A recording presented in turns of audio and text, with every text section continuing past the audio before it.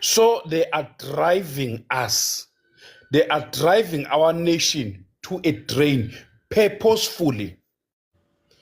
And into ofuna ukuthi siyenze lesho comrade Pluto yokufaka i-charge, I support it 100%.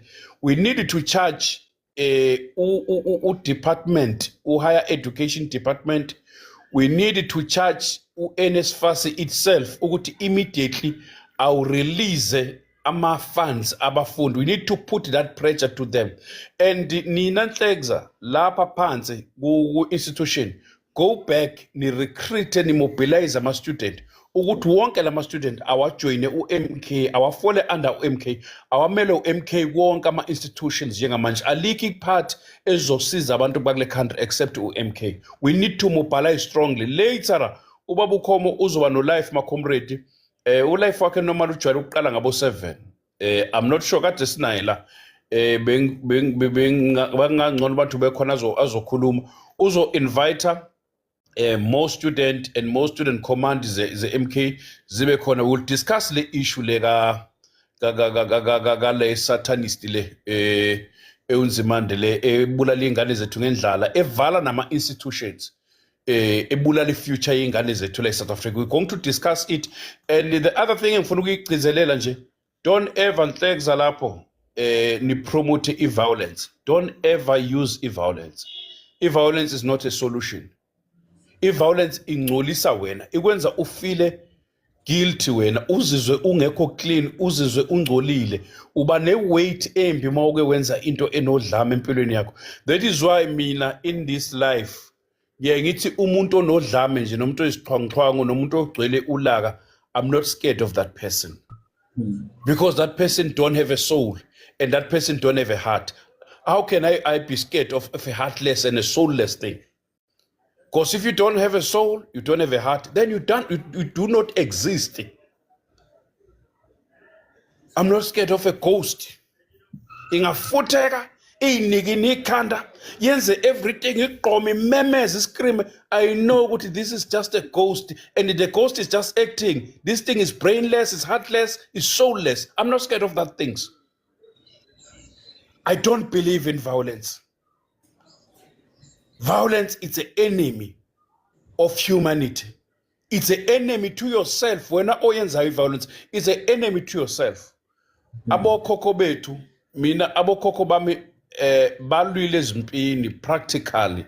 Balwa babulala. Omunye ukhokho wami nje ibongo zakhe bembiza kuthiwa usigwazi sabaphethe umsheko. Because lapha eSandlwane wayebulala belungu, wahlabana kakhulu eSandlwane, waphuma ehlabene ebulala belungu bephethe umsheko. Isibhamu lesi bethu umsheko ngoba bayakusheka mabadubula, but wayegwaza baphethe umsheko. But basic thing ugogo wami engitshela yona uthi leyanto, it was not a good thing. Ugogo wami ke ma ekhule ingane na wayiphatha izinto, aphathele amabutho la omalume bakhe mabe yempini.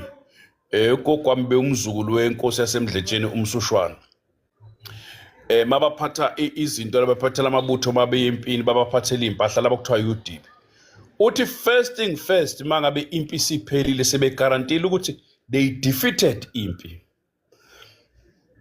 bebehamba baye emfuleni oseduzane kuzinyanga, immediately zizoba cleaner, kususwa ini iqunga, kususa ithunze limbi lempi, ithunze limbi lokubulala nethunze limbi labantu, ngoba wawungeke ukwazi ukuyongena kini unequnga, ngeke kuye emzini wenkosi okuyiyona enikhipha ukuthi nempini unequnga. Awusondele ngisho ukusondela eduze kwenkosi unequnga, awusondele kubantu unequnga, awukwazi ngisho ukudabula imfuyo yabantu namasimo abantu unequnga. Because wherever you go, whatever you encounter, ubuya lapho, you are cursing it. Uma udlula emasimini azosha or ahlaselwe isikhonyana, uma udlula phakathi kwemfuyo izophunza inkomo zife.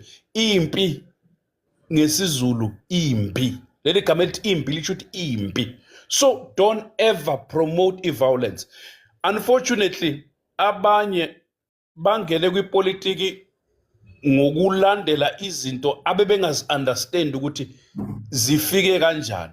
All time abathola i-platform banikwa ama-mandate kuthiwa leader umuntu avela khulume impi yodwa ngoba ucabanga ukuthi impi it's important. It's not important and akusibo ubuqhawe ukuyimpi. Empini siya ngoba sesiphoqelekile ukuthi siye.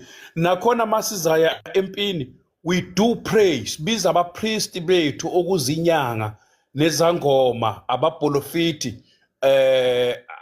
abapostoli yonke lento bazokhuluma nama-elders bazokhuluma nama-ancestors bazokhuluma nomvelinqangi sihambe lapha sifese achieve victory qede sibugeza ububi bese sibuyile empilweni yethu.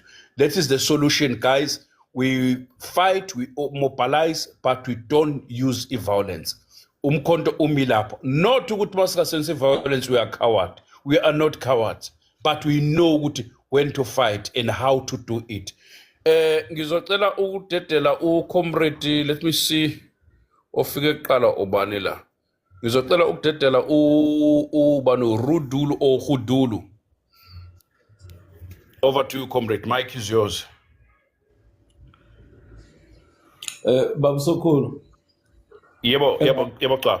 Engakangeni nje ucomrade khona into ebengifisa ukuthi ke ngithi nqam le yokuthi khona lento eveze uPruto lapha yokuthi asiye nezinkantolo.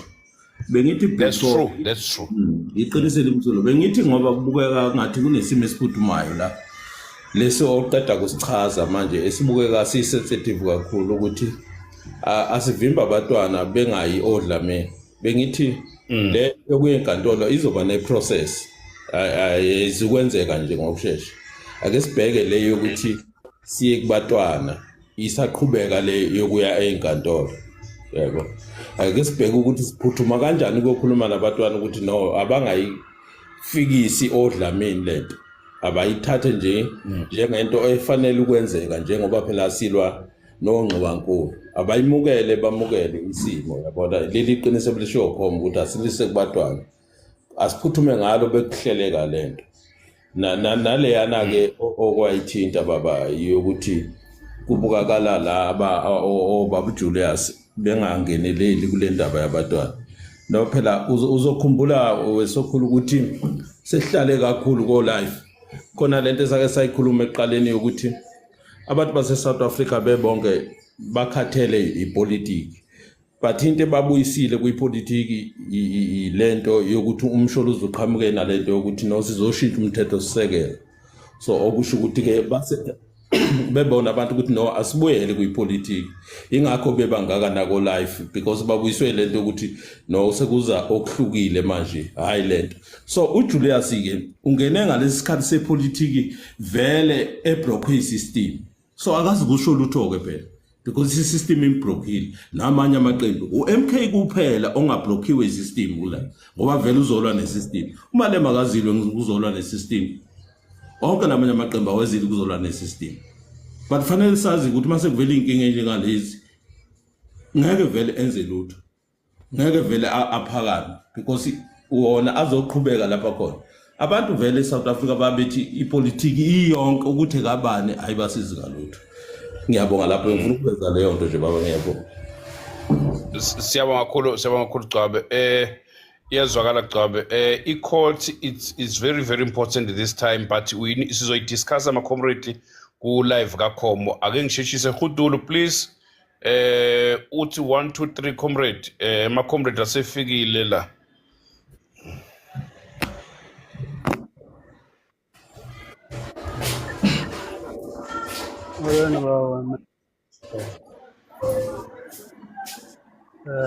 Ngicela uvule imic Hudulu.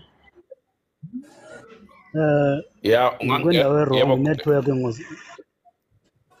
network yakubetha ngoba kunomsindo if yava sendleleni okay so anizovakala ka ngibona nje uAseta nabona uba hayi mandingene ngakathi sendithi uba ndisendleleni ngisamamela.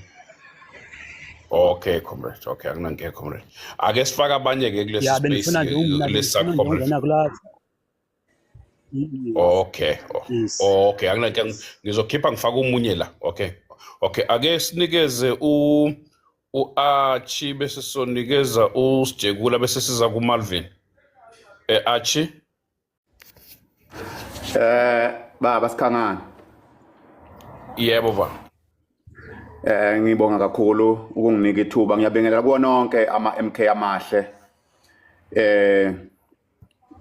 Hayi ngiyayizwa inkulumo ama-MK amahle ekhuluma. Ike yangena le ndaba le ka-NSFAS.